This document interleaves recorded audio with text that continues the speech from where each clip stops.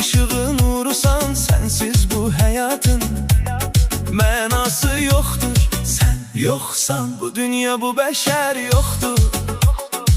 Ne kadar nefesim, canım var benim, bu kalbim tek senin adınla vurar.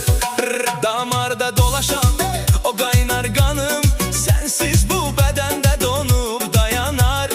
Seninle güzeldir zaman ve mekan, senden başkasını ben istemedim. Sen benim bəxtim talihim, sen benim bəxtim talihim.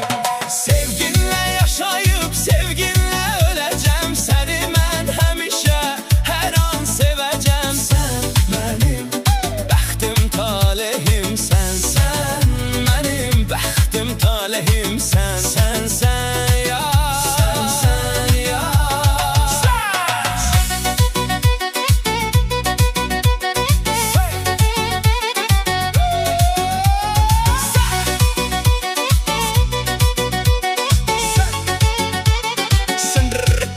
Seninle güzeldir hayata yaşam, seni görenden alov tek odlanmışam. İller gelip geçsin, koy donsun fəsil, değişilmez kalbimin sana andı var.